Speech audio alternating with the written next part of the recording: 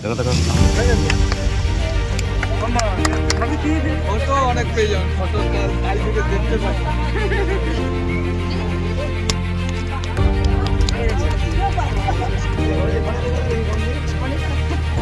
শনিবারের পর রবিবারও উন্নয়নের ধারা অব্যাহত রাখলো এডিডিএ।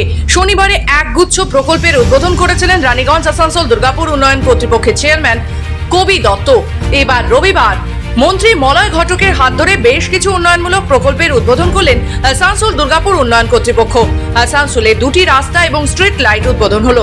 এদিন আসানসোলে দুটি রাস্তার উদ্বোধন করা হয়। আসানসোল পৌর নিগমের 96 নম্বর ওয়ার্ডের আমবাগানে স্ট্রিট লাইট উদ্বোধন করা হলো। অনুষ্ঠানে উপস্থিত ছিলেন মন্ত্রী মলয় ঘটক, আসানসোল দুর্গাপুর উন্নয়ন পরিষদের চেয়ারম্যান কবি দত্ত সহ প্রমুখেরা। আসানসোল দুর্গাপুর উন্নয়ন পরিষদের চেয়ারম্যান কবি দত্ত বলেন, দুটি রাস্তা এবং স্ট্রিট লাইট মিলিয়ে প্রায় 65 লক্ষ টাকা বরাদ্দ হয়েছে। অনেকগুলো কাজ হলো, আমাদের 3টে কাজের আমরা উদ্বোধন হলো। সব মিলে আজকেও মোটামুটি 62 কোটি টাকার কাজ হলো, আমরা করলাম এখানে। তার মধ্যে দুটো রাস্তা আর এটা হচ্ছে পুরো লাইট। হ্যাঁ, পুরো লাইট।